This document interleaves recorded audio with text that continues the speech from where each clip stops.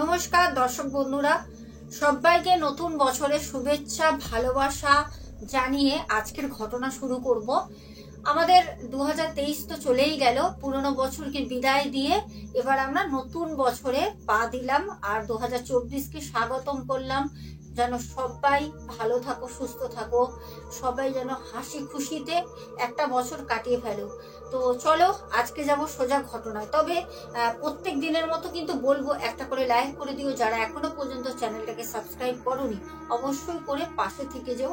কিন্তু আজকে বিশেষ একটা দিনের জন্য, বিশেষ একটা ঘটনা তোমাদের জন্য আমি সিলেক্ট করে রেখে দিয়েছিলাম। বেশ কয়েক মাস ধরে অপেক্ষায় ছিলাম আজকের দিনটা কবে আসবে। আজকের ঘটনাটা আমার জীবনের কিন্তু বেস্ট, সেরা বলতে পারো, ভয়ের একটা ঘটনা তোমাদের শোনাবো। দর্শক বন্ধু, তোমরা ঘটনাটা তোমাদেরকে বলবো পুরোটা শোনো ঘটনাটা। তো চলো আজকের ঘটনাটা যেরকম ভাবে আমাকে শেয়ার করে সেরকম ভাবে আমি তোমাদের কাছে ঘটনাটা শোনাবো। আমাদের ঘটনাটা পাঠায় হচ্ছে হাসি খাতুন। হাসির বাড়ি হচ্ছে পানিহাটি। হাসি বলে, দিদি ভাই আজকে একটা ঘটনা আমি তোমাকে শেয়ার করলাম, ঘটনাটা তুমি যদি ভালো লাগে ঘটনাটা শুনিও। এই ঘটনাটা হাসির বাবার সাথে ঘটে। হাসি বয়স যখন প্রায় 13 বছর, হাসি তখন ক্লাস 6-এ পড়ে। বলে, দিদি ভাই আমি তখন জানতে পারি আমার বাবা অ্যাকচুয়ালি কি কাজ করতেন। ছোট যখন ছিলাম, যখন আনুমানিক 8-10 বছর বয়স, একবার বাবাকে জিজ্ঞাসা করি, বাবা তুমি কি কাজ করো? যখন বাবাকে জিজ্ঞাসা করতাম, বাবা তখন আমাদের বলতো আমি হসপিটালে কাজ করি। আমাকে সেরকম ভাবেই প্রত্যেক দিন ফেস করতে হতো স্কুলের বন্ধুদের কাছে। যখন আমি স্কুলে যেতাম আমাকে সবাই জিজ্ঞাসা করতো, এই হাসি তোর বাবা কি কাজ করে রে হাসি? সবাই বলতো। আমি তখন বলতাম আমার বাবা হসপিটালে কাজ করে। যেটা আমি জানতাম আমি সেটাই তাদেরকে কিন্তু বলতাম। আমার বান্ধবীরা বলতো, তোর বাবা তো হসপিটালে কাজ করে না, তোর বাবা জানিস কি করে?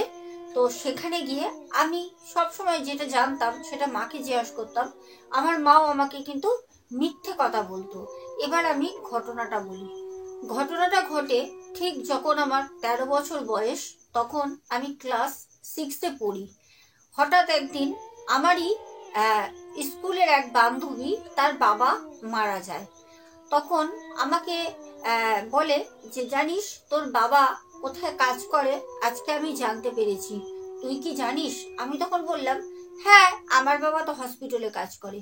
তখন বললো, না তোর বাবা হসপিটালে কাজ করে না, তোর বাবা হচ্ছে লাশ কাটা ঘরে কাজ করে। আমি তখন বললাম, লাশ কাটা ঘর মানে? বললো, যেখানে পোস্টমর্টম করা হয় সেখানে তোর বাবা কাজ করে। আমি বললাম, তা কি হয়েছে? কাজ তো কাজই হয়। তারপর আমি একা একা কোথাও গিয়ে মনে মনে ভাবলাম যে বাবা লাশ কাটা ঘরে কাজ করে, মানে আমাদেরই মতো মানুষ তাদেরকে আমার বাবা কাটে। তারপর থেকে সেই 13 বছর বয়স যখন, তখন থেকে বাবার থেকে আমি একটু সরে সরে থাকতাম। কারণ কোথাও গিয়ে যেন আমার না বাবাকে দেখলে খুব ভয় লাগতো।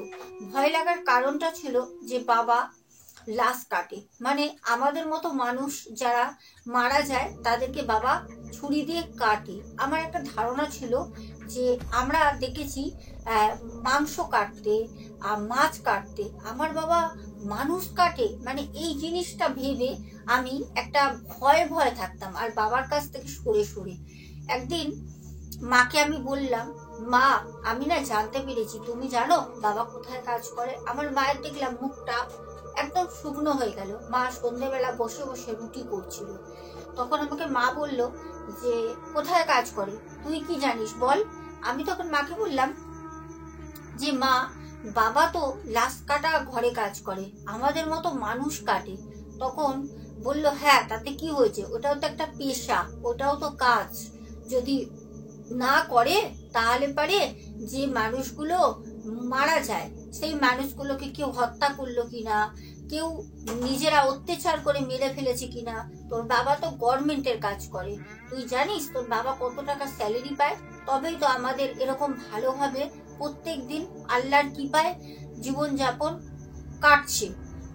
তখন আমি বললাম, বাবা ওখানে কাজ করে, তাহলে বাবার ভয় লাগে না? বলল, হ্যাঁ কেন ভয় লাগবে না, তোর বাবাও তো মানুষ, কারণ যে কাজটা তোর বাবা করে লাশ কাটা ঘরে, সেই কাজটা সাধারণ মানুষ কিন্তু পারবে না। একটা অভিনয় করা, একটা জায়গায় গিয়ে অ্যাঙ্কারিং করা, একটা জায়গায় গিয়ে লেকচার দেওয়া অনেক সোজা হয়ে যায়, কিন্তু একটা মানুষ, একটা জলজ্যান্ত 4 ফুট 5 ফুট 6 ফুট হাইটের একটা মানুষ ভগ্নামৃত, তাকে কাটা, সেটা কিন্তু অত সহজ কাজ না। তখন আমি বললাম যে আমি বাবাকে আজকে জিজ্ঞাসা করব। আমার তারপরে মায়ের সাথে কথা বলার পর থেকে একটু সাহস হলো। তো আমি বাবাকে রাতের বেলা একদিন বললাম যে বাবা, তুমি আমাকে কেন বলোনি বাবা? বলতো হসপিটালে কাজ করি, তুমি তো লাশ কাটা ঘরে কাজ করো, তুমি যে লাশ কাটো, তোমার ভয় লাগে না? তখন আমার বাবা যেরকম ভাবে আমাকে বলে, এবার আমি ঘটনাটা বলি তোমাদের, শোনো। আমার বাবা বলে, আমার যখন বিয়ে হয়নি আমি তখন থেকেই লাশ কাটা ঘরে কাজ করি। যখন তোর আম্মিকে আমার বাড়ি থেকে দেখতে যায়, তখন আম্মির বাড়িতে বলেই দেয় তাদের পরিবারকে যে আমার ছেলে লাশ কাটা ঘরে কাজ করে, আপনার মেয়েকে কি দেবেন? তো তোর আম্মিকে তোর যে নানি আছে, নানা আছে, তারা কিন্তু দিতে চায়নি। তারপর তারা চিন্তা করে আবার কিন্তু আমাকে বিয়ে দেওয়ার জন্য 2 মাস পর ঘুরে আসে, এসে আমার বাড়ির লোকের সাথে কথা বলে। তারপর তোর আম্মিকে আমি বউ করে আনি। আমার বাড়িতে থাকাকালীন তোর আম্মি প্রথম তোরই মতো খুব ভয় পেত, আমার কাছে আসতো না, ভয়তে আমার সাথে কথা বলতো না, কারণ আমি মরা মানুষ কাটি।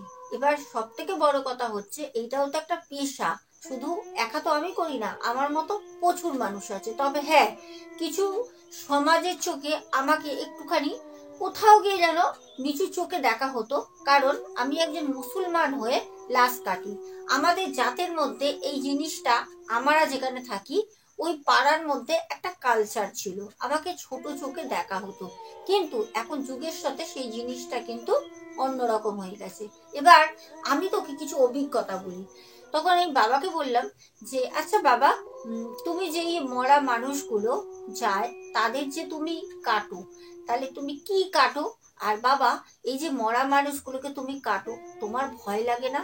তখন আমার বাবা আমাকে বলল, কেন ভয় লাগবে না, আমিও তো মানুষ। আমি তাহলে তোকে প্রথম আমার সাথে ঘটা কিছু অভিজ্ঞতা তোকে শেয়ার করি, শোন। তখন আমার আম্মিও আমার কাছে এসে বসে। তো আম্মিও তখন জানতে চায় যে বলো, আমিও শুনবো। আমার রুটি করা হয়ে গেছে, সন্ধেবেলা আম্মি রুটি তরকারি করছিল। তখন আমার বাবা আমাকে বলল যে দেখ, আমি যখন প্রথম লাশ কাটা ঘরে কাজটা পাই, তখন আমার মাইনে ছিল 2000 টাকা মাস গেলে। তখন আমার কাছে ওই টাকাটাই কিন্তু অনেক। এবার আমি যখন প্রথম দিন একটা লাশ আসে, লাশটা ছিল ওই 23-24 বছরের একটি ছেলে। ছেলেটি বাড়িতে মারা গেছে। এবার বাড়িতে যখন মারা গেছে, তখন সেই ছেলেটাকে মানে বাড়ির লোক নিয়ে আসে, পোস্টমর্টম হয়, পুলিশ কেস হয়েছিল। বিষয়টা প্রথম তো আমি ঠিক জানি না, তবে যেদিনকে লাশটা আমি কাটি, আমার না দুটো হাত মানে কাঁপছিল, আমি সেই লাশটা কাটবো কি করে। তারপর আমার সাথে একজন দাদা ছিল ওখানে, উনি অনেক দিন ধরেই ওই লাশ কাটা ঘরে কাজ করেন। উনি আমাকে সবকিছু বুঝিয়ে দেয়। তবে লাশ কাটা ঘরে আমি আর ওই দাদা ছাড়াও একজন ডাক্তার ছিলেন। উনি সবকিছু পরীক্ষা করে দেখছিলেন, আমাদের বলছিলেন শরীরের অর্গানগুলো বের করতে। সেগুলোই আমি বের করে করে দিচ্ছিলাম ওই দাদার সাহায্য নিয়ে। সেদিনকে যখন লাশটা আমাদের পোস্টমর্টম করা হয়ে যায়, সেলাই করার সময় আমি একা সেই রুমে লাশটাকে সেলাই করছিলাম। যখন বুকের কাছ থেকে চেরা হয়, তখন সেলাই করার সময় সেই আমরা কাঁথা সেলাইয়ের মতো বড় ছুঁচ থাকে, সেই ছুঁচ দিয়ে কোনো রকম টেনে টেনে জাস্ট জয়েন করে দিই, যাতে বডিটাকে নিয়ে ঠিক মতো তার শেষ কাজের জন্য পৌঁছতে পারে। সেরকম ভাবেই লাশটাকে পরিষ্কার পরিচ্ছন্ন করে মুছিয়ে দিই। কিছু রক্ত লেগেছিল। তারপর যখন আমি ডেড বডিটাকে সেলাই করছি, সেই ডেড বডিটা আমি কোনো রকম নেশা করিনি, কোনো রকম কিছু না, প্রাণের মধ্যে কোনো জায়গায় গিয়ে খুব ভয় লাগছে, কারণ প্রথম কাজ তো আমাকে তো করতেই হবে। তখন আমি দেখলাম ছেলেটাকে যখন সেলাই করছি তখন যেন মানুষের মানে একটা হাতে যদি কেটে যায়, হাতে যদি একটুখানি আগুনের ছোঁয়া লাগে, তাহলে তার মুখের বদলটা কিন্তু একটু আলাদা হয়ে যায়, বদলে যায়। আমি যখন সেলাই করছি, আমি তো আমার মতো সেলাই করছি বসে, মানে যত তাড়াতাড়ি করতে পারবো তত তাড়াতাড়ি কাজটা মিটাতে পারবো। তো বাড়ির লোকও আছে, সেই ডেড বডি তাকে নিয়ে যাবে। আমি সেলাই করছি, করতে করতে মাথাটা তুলে একবার মুখটার দিকে তাকাই, ছেলেটার মুখটা ভারী মিষ্টি ছিল। তাকাই যখন, তখন দেখলাম মুখটা যেন একটা বেদনা ভরা মুখটা আমি দেখলাম, মনে হচ্ছে ছেলেটার কোথাও কি যেন খুব লাগছে। কিন্তু সেই ছেলেটাকে যখন কাটাই হলো, ছেঁড়াই হলো, তার অর্গানগুলো শরীর থেকে বের করা হলো, ডাক্তার যখন সবকিছু চিকিৎসা করলো, দেখলো, তখন কিন্তু যেরকম মানুষ মারা যায় ঘুমায়, মনে হচ্ছে একটা ঘুমন্ত মানুষ ঘুমাচ্ছে। তা সেই মানুষটা এখন যখন আমি তার বুকটা সেলাই করছি, তখন দেখলাম মুখের মধ্যে একটা বিষণ্ণতা, একটা কোথাও গিয়ে বেদনা, একটা কষ্ট ওর মুখে। আমার দেখা মাত্রই বুকের ভিতরটা একটা সেকেন্ডের মতো, মানে ওখানে না একটা সেকেন্ডের জন্য আমার বুকের হৃৎপিণ্ডটা কোথাও গিয়ে যেন আটকে যায়। কি আমি কি দেখছি, কি জীবিত আছে? কিন্তু এটা কি করে সম্ভব? ও তো মারা গেছে। আমি ওর বুক চিরে ফালা ফালা করে দিলাম, তাহলে ওর মুখটা এরকম। কিন্তু আমি ভাবলাম হতে পারে আমি তো প্রথম করছি, হয়তো আমার কিছু চোখের ভুল, আমি ভুল দেখছি। ভাবতে ভাবতে আমি সেলাই ছেড়ে দিয়ে ছেলেটার মুখের দিকে এক দৃষ্টে তাকিয়ে থাকি। তখন ওই বাইরে যে দাদা গেছিলেন, সেই দাদা হট করে আমাকে এসে বললে, এই হয়েছে, তাড়াতাড়ি লাশটাকে দাও, বাড়ির লোক তো বাইরে চিল্লামিল্লি করছে। তখন আমি একটা মানে সম্মিত ফিরলো, মানে একটা ধ্যানের মতো পড়ে গেছিলাম। তো আমি লাশটা বললাম, হ্যাঁ দাদা হয়ে গেছে। তা আমাকে বললো, যাও পরিষ্কার হয়ে নাও। আমি গেলাম পরিষ্কার হতে, রক্ত লাগে হাতে। তারপর শুধু ওই চোখে ছেলেটার যে মুখটা, একটা বেদনা, একটা কষ্ট, ওই যে দৃশ্যটা ওর দেখেছি, আমার কোথাও গিয়ে সবসময় চোখের মতো ওই জিনিসটা ঘুরছে যে একটু আগে যখন বডিটাকে কাটলাম তখন তো ঘুমন্ত মানুষের মতো মারা গেছে, দেখেই বোঝা যাচ্ছে। তাহলে সেলাই করার সময় কেউ লাগছিল, কি করে হয়, মানে এই জিনিসটা কি করে হয়, এটা ভাবতে ভাবতে আমার সেদিন কাজ তাড়াতাড়ি হয়ে যায়। কারণ ওই যে প্রথম দিন আমি সেরকম ভাবে কিছুই জানি না, সেই দাদার সাহায্যে আমি কোনো রকম ওই একটাই ডেড বডি প্রথম দিন কেটে বেরিয়ে যাই। আমাকে বললো তুমি বাড়ি চলে যাও। যখন আমি পোস্টমর্টম করে ওই রুম থেকে বেরোই, মোটামুটি রাতের বেলা কিন্তু পোস্টমর্টম হয় না, তো পোস্টমর্টম কিন্তু দিনের বেলা হয়। তবে এখন কিন্তু খুব এমার্জেন্সি থাকলে, পার্টির চাপ থাকলে, ওরকম কিছু উপর মহলের যদি কোনো হাত থাকে, চাপ থাকে, তাহলে কিন্তু রাতের বেলা করতে হয় এখন, কিন্তু আগে হতো না। তো তখন আমার খুব মনে আছে, ওই সন্ধে তখন হচ্ছে টাইমটা আমি বলতে পারবো না, কারণ ওই সময় আমার কাছে ফোন, আমার কাছে কি কারোর কাছে ওই সময় মোবাইল ফোনটা ছিল না, আর হাতে আমি ঘড়ি পরতাম না, আমি সময়টা বলতে পারবো না। কিন্তু আনুমানিক আমার ঠিক যত সম্ভব মনে পড়ে সন্ধে সন্ধে হচ্ছে, তখন বেশ ভালোই সন্ধে হচ্ছে। আমি বেরিয়ে রাস্তা দিয়ে যাচ্ছি, হঠাৎ ফাঁকা একদম, যেখানটা পোস্টমর্টম রুম রয়েছে ওই রাস্তাটা দিয়ে সাধারণত ওই খুব জোর হলে 4টে, বিকেল 4টের পর লোকজন পায়ে হেঁটে তো যায়ই না, যাওয়ার হলে সবাই গাড়ি করেই যায়। তো রাস্তাটা প্রচন্ড ফাঁকা, একা হেঁটে যাচ্ছি। ওই দাদা বললো তুমি চলে যাও, আমি একটু পরে সব তালা লাগিয়ে পরিষ্কার করে ধুয়ে চলে যাব। ওই দাদা একাই ছিল, আসলে উনি তো অভিজ্ঞ না, ওনার কিন্তু ভয়টা লাগে না। তারপর আমি যখন রাস্তা দিয়ে যাচ্ছি, আমি না বারবার পেছনে তাকাচ্ছি, বারবার হাঁটছি, পেছনে তাকাচ্ছি। আমার যেন মনে হচ্ছে আমার সাথে সাথে কেউ অদৃশ্য আসছে, আমি যাচ্ছি আর পেছনে তাকাচ্ছি। এরকম করতে করতে অনেকটা রাস্তা হেঁটে যাই, দেখতে পাচ্ছি কিছুটা দূরেই কিন্তু একটা 3 মাথার মোড় পড়ে, ওখানটাও সেরকম ভাবে কিন্তু লোকজন নেই, তবে ওই 3 মাথার মোড়টা ছেড়ে ওই 5-6 ফুটের মধ্যে 2-3টে দোকান আছে, ওইদিকে লোকবসতি রয়েছে। তো আমি সেই মোড় মাথাটাকে উদ্দেশ্য করে যখন তাড়াতাড়ি এগিয়ে যাচ্ছি, তখন আমার মনে হলো ঠিক আমি যে পথ চলছি আমার পেছনে একজন ছেলে হাসছে।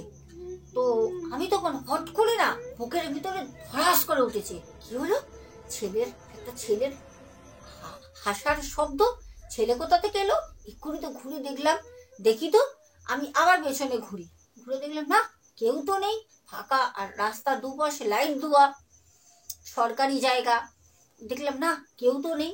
আবার আমি তাড়াতাড়ি করে হাঁটছি, যখন মোড়ের মাথায় আসি তখন দেখলাম ওই মোড়ের মাথা দিয়ে একটা অটো যাচ্ছে, অটোতে কেউ নেই, ফাঁকা একটা অটো।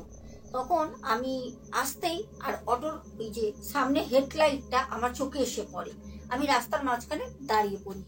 তখন আমাকে অটোওয়ালা বলল, আরে ভাই দেখে যাবি তো, এক্ষুনি ধাক্কা লেগে যেত, কি যে করে যাস, বলে যখন চলে গেল আমি না কিছুক্ষণের জন্য অটোমেটিক্যালি আমার না সারা শরীর দিয়ে ঘাম বেরোচ্ছে, ভয় লাগছে। তখন আমি ভাবলাম না প্রথম দিন কাজ করেছি তো, হয়তো তার জন্য এরকম আমার শরীরে একটা অস্বস্তি হচ্ছে, যাই বাবা তাড়াতাড়ি বাড়ি যাই। তো যাই হোক, আল্লাহর নাম নিতে নিতে আমি কোনো রকম বাড়ি পৌঁছই। যখন আমি পাড়া দিয়ে ঢুকছি, পাড়ার কিছু ছেলে আমারই বন্ধু বান্ধব ছিল, মানে আমি যখন ওই পোস্টমর্টম রুমে কাজটা পাই তারপর থেকে মানে ওরা সেরকম ভাবে মিশতো না, মানে একটু অবহেলা, একটু ঘৃণার চোখে দেখতো, আমি মানুষ কাটি, একটা ঘৃণা। তো দেখলাম পাড়ার মোড়ে তারা বেশ গল্প করছে, আমাকে দেখেই সবাই কোনো মারামারি, একটু কানাফুসা, একটু গোপনে কথা চাপা, আমি বুঝতেই পারছি আমাকে দেখে চুপচাপ হয়ে চেপে কথা বলছে। তো আমি আস্তে আস্তে ওই মোড়ের মাথায় একটি ছেলে, খুব ভালো বন্ধু ছিল, তো কথা বলতো, তখনও কথা বলতো কিন্তু একটু কম। তো ওর নাম হচ্ছে বিমল। তো আমি বললাম, আরে বিমল কি রে আড্ডা দিচ্ছিস ভাই, দাঁড়া আমি ফ্রেশ হয়ে আসছি। তো আমাকে তখন বিমল বলল, কতক্ষণে আসবি রে? আমি বললাম এই তো 10 মিনিট ধর। বলল আমি থাকবো না রে, আমি একটু বেরোবো, বোনের বাড়ি যাব। তো ও হচ্ছে হিন্দু বলে আমি বললাম ঠিক আছে তাহলে আর এসে লাভ নেই, আমি বাড়ি গেলাম। বাড়িতে যেতে আমার যে আম্মি আমাকে বলল যে যা যা যা ভালো করে স্নান করে আয়, তোর গা দিয়ে কিরম গন্ধ বেরোচ্ছে। আমি বললাম কিরম গন্ধ বেরোচ্ছে, আমি তো পরিষ্কার হয়ে এসেছি ডেটল দিয়ে। বলল না না তুই যা পরিষ্কার হয়ে আয়, ভালো করে সাবান দিয়ে আয় গায়ে। তো আমি স্নান টান করে এসে বাড়িতে বসি, আমাকে আমার আম্মি 2টো রুটি আর চিকেন আর একটা কিছু সবজি ছিল সাথে আমাকে খেতে দেয়, দিয়ে বললো তুই একটা কাজ কর, সারাদিন কিরকম তোর ওখানে কাটলো বল। ভয় লাগছিল, আমি তখন বললাম না ভয় লাগেনি, সেরকম কিছু না, আমি বাড়িতে কোনো কিছু সেরকম ভাবে আগা ঘরে একটু চাপা জানাই না। রাতের বেলা যখন আমি ওই খেয়ে কিন্তু শুয়ে পড়ি, মানে আমি আর রাতে খাইনি। তো তখন আনুমানিক আমি যখন খাবার খাই তখন ওই 7টা, 7:30, 8টা বাজে। আর আমি আজকে যে ঘটনাটা শোনাচ্ছি আমার বাবার সাথে ঘটে যাওয়া, এই বাবার ঘটনাটা প্রথম যে কাজের অভিজ্ঞতা আজ থেকে প্রায় 34 বছর আগে, 34 বছর আগের কথা বলছি। তো বাবা ওই 7:30, 8টার মধ্যে খেয়ে দিয়ে শুয়ে পড়ে। এইবার যখন বাবা ঘুমাচ্ছে, বাবা বলে যে রাতের বেলা যখন আমি ঘুমাচ্ছি তখন আমার যে বিছানায় আমি শুতাম, কাঠের বিছানা, মানে খাট না কিন্তু সেই কাঠের যে 4 পায়ের বিছানা হয় সেই বিছানা, তো আমি শুয়ে রয়েছি। তো আমার আম্মিকে বললাম আম্মি প্রচন্ড মশা ধরছে, একটু মশারিটা খাটিয়ে দাও। তো আমার আম্মি বলল দাঁড়া দিচ্ছি। আম্মি যে বলে ঘরে কাজ করছিল কিছু, আমি শুয়ে পড়ি 9টার দিকে। তো আমি কখন ঘুমিয়ে পড়েছি, আর আম্মি মনে হয় মশারি টাঙাতে ভুলে গেছে। ওই মশার কামড়ে রাতের বেলা আমার ঘুম ভাঙে, তখন ওই 12টা 10-15 হবে। বাড়িতে ঘড়ি ছিল, আমি ঘড়িটা দেখি কিন্তু সময়টা আমার 12টার পরই ছিল, অতটা মনে নেই 10 কি 15। আমার ঘুমটা যখন ভাঙে আমি দেখলাম প্রচন্ড মশা কানের কাছে করে গান গাইছে। আমি ভাবলাম আম্মিকে বললাম, আম্মি না শুধু ভুলেই যায়, আজকেও মশারিটা খাটাইনি। আর আমি মাঝে মাঝে ভুলে যাই ওরকম। তো তখন আমি উঠে মশারিটা মানে টাঙিয়ে নেবো বলে উঠে দেখলাম কারেন্ট নেই, পুরো অন্ধকার ঘর। তো মানে অন্ধকার বলতে কি, আমি যখন উঠে বসি মশারিটা টাঙাবো বলে তখন কারেন্টটা চলে যায়। আর সময়টা ছিল গরমকাল, আর আজ থেকে 34 বছর আগে সত্যি কথা বলতে মানে বলতে পারো 2-3 ঘন্টা দিনে কারেন্ট থাকতো, কারেন্ট অফই থাকতো বেশি। তো রাতের বেলা তো গরমের সময় কারেন্ট যাওয়াটা একটা কি বলবো মানে হ্যাবিট ছিল, যাবেই, এটা অভ্যাস। তো সেখানে গিয়ে আমি তখন মশারিটা টাঙাবো বলে উঠে যখন মশারিটা ঘরের একটা কোণে টেবিলের ওপর বালিশ কাঁথা মশারি ওখানে রাখা থাকতো, ওখানে যখন নিতে যাচ্ছি তখন দেখলাম আমার যে সোজা ঘরটা, আমার ঘরের গেট খোলাই থাকতো। আমি যেহেতু একা, আমার ঘরের গেটটা খোলা থাকতো, আর আমি শুয়ে পড়েছি, মা মশারি টশারি অন্যদিনও টাঙিয়ে দিয়ে যেত, তো ঘরের গেটটা বরাবর খোলা থাকতো। সেরকম ভাবে আমার ঘরের গেটটাকে আমাকে কভার করে কোণে যেতে হবে আনতে। আমার ঘরের মধ্যেই রাখা আছে মশারিটা। আমি যখন আনতে যাচ্ছি গেটের সামনে দিয়ে, আমার কিন্তু খুব মনে আছে কারেন্ট নেই, কিন্তু কারেন্ট নেই, অন্ধকার ঘুসঘুস করছে ঘর। মা বাবার ঘরে ঘুমাচ্ছে। আমি দেখলাম ঠিক আমার যে ঘরের গেটটা খোলা, সামনে একটা চেয়ারের মধ্যে একটা কেউ বসে রয়েছে, অন্ধকারের মধ্যেও কিন্তু মনে হচ্ছে কেউ বসে রয়েছে, আমি পরিষ্কার বুঝতে পারলাম। আমি যখন ওই জিনিসটা দেখা মাত্রই আমি বললাম কি হলো, এত রাতে আম্মি বসে রয়েছে না আব্বু বসে রয়েছে, আব্বু আব্বু তুমি শোওনি, কি হলো? আমি সাড়া নিলাম। তো আম্মি তো সারাদিন কাজ করে, শোবে না, হয়তো আব্বু উঠে বসে রয়েছে, কারেন্ট নেই, হয়তো গরম লাগছে। তো আমি কোনো সাড়া পেলাম না। আমি মশারিটা অন্ধকারে হাতড়ে নিয়ে যখন আমি খাটের কাছে আসি, তখন এনে খাটের মধ্যে রেখে ভাবলাম যে অন্ধকারে মশারিটা টাঙাবোই বা কি করে, কোথায় যে দেশলাই আর কোথায় যে মোম আছে ভগবান জানে। সত্যি কথা বলতে আমি সিগারেট বিড়ি কোনো জিনিস খেতাম না, নেশা করার মধ্যে একটু খৈনি আমি মুখে দিতাম, তাও মাঝে মাঝে আর কি। সেখানে গিয়ে আমি বললাম অন্ধকারের মধ্যে মশারি কি করে টাঙাবো, আর গরমে শুতেও পাচ্ছি না। তো আমি তখন আস্তে আস্তে ওই ঘরের গেট দিয়ে আমি সামনের দিকে এগিয়ে আসছি, তখনও আমি দেখছি চেয়ারের মধ্যে কেউ একজন বসে রয়েছে, পরিষ্কার কিন্তু আমি দেখতে পাচ্ছি। আর আমার প্রচন্ড কিন্তু ভয় লাগছে যে কে বসে রয়েছে। আব্বু হলো তো সাড়া দিত, বলতো তুই উঠেছিস, আব্বু তো না। আর অন্ধকারের মধ্যে এরকম করে কে বসে থাকবে, পরিষ্কার বুঝতে পারছি চেয়ারে কেউ বসে আছে। যখন আমি সামনে আসি, বুকের ভিতর প্রচন্ড ভয়, সেটা নিয়ে যখন সামনে এসে দাঁড়াই, তখন দেখলাম চেয়ারের মধ্যে একটা ব্যাগ রাখা, চেয়ারে কিছু নেই। তখন আমি বললাম উফ, আম্মি যে কি করে না, আমি ওই ব্যাগের মধ্যে বোতল নিয়ে সামনের কলের থেকে জল আনতে যাই, মোড়ের মাথায় টাইম কল। আমি বললাম সত্যি বলে আমি আবার সাথে সাথে চলে গেলাম রান্নাঘরে।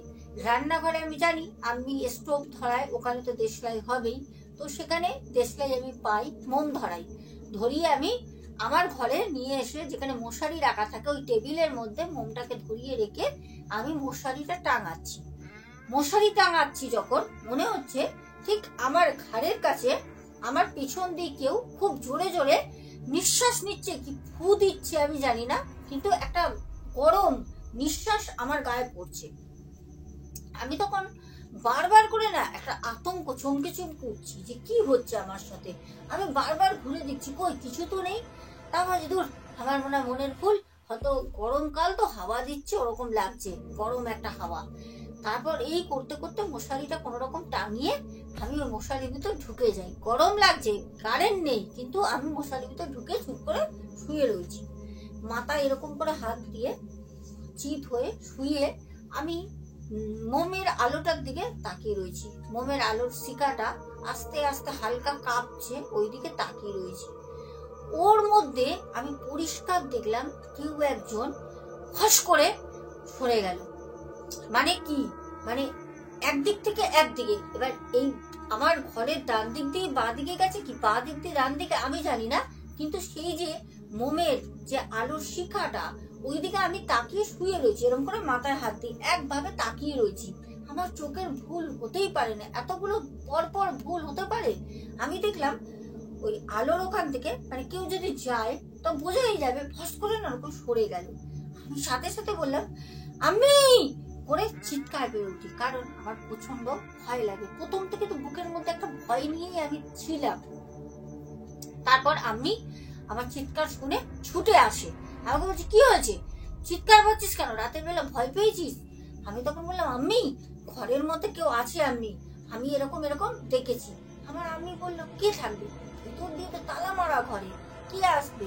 তখন আম্মিকে বললাম না আমি আমার না খুব ভয় লাগছে। আমি বললো আল্লাহর নাম নিয়ে চুপ করে শুয়ে পড়, বাবা রাত হয়েছে তো, আব্বুর শরীরটা ভালো না, আমি আব্বুকে হাওয়া করছি, নাহলে আব্বু ঘুমাতে পারবে না, গরম লাগছে, তুই জানলাটা খুলে দিয়ে যাবো? আমি বললাম না না তোমাকে জানলা খুলতে হবে না, তুমি যাও।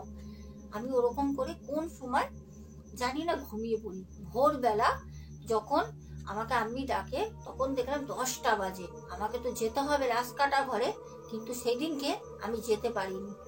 আম্মি দেখলো আমার গায়ে প্রচন্ড জ্বর, আম্মি আমাকে নিয়ে সামনে একটা মসজিদে গেল। মসজিদে যাওয়ার পর মসজিদের একজন ইমাম ছিলেন, ওনাকে বলল যে বাবা এরকম এরকম ব্যাপার, সবকিছু উনি জানার পর উনি আমাকে একটা তাবিজ করে দেয় রূপো দিয়ে। ওই সময় রূপোর তাবিজ মানে বিশাল ব্যাপার। এইটুকুনি রূপোর তাবিজ একটা করে দেয়। ওই রূপোটার তাবিজটার দাম নিয়েছিল ওই সময় 800 টাকা, আমার খুব মনে আছে। আর ওই তাবিজটা করে দেওয়ার পর বলল যে দেখ বেটা, তুই যেখানে কাজ করছিস লাশকাটা ঘরে, সেই কাজটা হচ্ছে কোনো স্বাভাবিক কাজ না। ওটা করতে যেরকম বুকে সাহস লাগে সেরকম কিন্তু মনে জোর লাগে। আর তোকে কিন্তু সাহস করে থাকতে হবে, কারণ লাশকাটা ঘরের অনেক কিন্তু গল্প ঘটনা কিন্তু আমরা চারপাশে অনেক আগে থেকেই শুনি।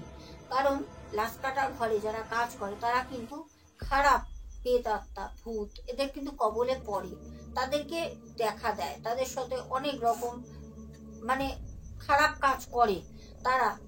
তার জন্য তোকে যে মাদুলিটা দিলাম, এইটা তুই চিরকাল যত বছর তুই এই কাজের সাথে থাকবি যুক্ত, তুই এই মাদুলি খুলবি না। আর তোর মনে যদি জোর থাকে আল্লাহ তোকে রক্ষা করবে, যা তোর কিছু হবে না ক্ষতি, শুধু মনে সাহসটা রেখে কাজ করবি। ওই দিন থেকে যেদিন বাবা আমাকে এই ঘটনাটা বলছে সেই দিনও বাবার গলায় জলঝল করছে কালো একটা মোটা কাঠ দিয়ে, আজও আমার বাবার গলায় সেই তাবিজটা পরানো আছে।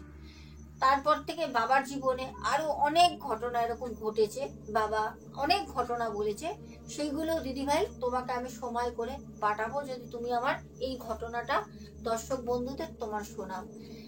তো দেখো হাসি, তোমার ঘটনাটা কিন্তু আমি শোনালাম বোন, তুমি আমাকে কিন্তু অবশ্যই আমার বাবার সাথে ঘটে যাওয়া লাশকাটা ঘরের অভিজ্ঞতা আমাকে শেয়ার করো। আশা করি আমার দর্শক বন্ধুরাও শুনতে চায়। কি দর্শক বন্ধু তোমরা শুনতে চাও তো? আজকের ঘটনাটা তোমাদের কেমন লাগলো? আজকে বছরের প্রথম দিন তোমাদের ঘটনাটা আশা করি স্মরণীয় থাকবে। ঘটনাটা কিন্তু বেশ ভয়ের ছিল। আজকে আসবো, যেতে যেতে বলবো ঠিকানা ঘটনা পাঠানোর। সোনা বসাক 14 হচ্ছে আমার ইনস্টা আইডি, ওখানে তোমরা ডিএম অথবা ভয়েস মেসেজ করে ঘটনা পাঠাও, বাংলা হিন্দি ইংলিশ 3টে ভাষাতে। সবাইকে বলবো ডিসক্রিপশন বক্স চেক করবে, যদি কেউ তোমরা ভাবো মেল করবে, ওখানে কিন্তু আমার মেলটা পিন করা থাকে, চাইলে আমাকে মেল করেও তোমরা ঘটনা পাঠাতে পারো। আর হ্যাঁ, তোমাদের জন্য একটা সুখবর, সেটা হচ্ছে আমি এই সপ্তাহে তোমাদের জন্য একটা নাম্বার নিচ্ছি, হোয়াটসঅ্যাপ নাম্বার, যেটা আমি ডিসক্রিপশন বক্সে পিন করে দেবো। তবে আজকে না, এই সপ্তাহের মধ্যেই নেব, পিন করে দেবো। তোমরা চাইলে আমাকে কিন্তু হোয়াটসঅ্যাপ করতে পারো, কারণ অনেক দর্শক বন্ধু তোমরা আছো, অনেকেই বলো ঘটনা অনেক বড়, কি করে শেয়ার করব, এত বড় ঘটনা লেখা ইম্পসিবল।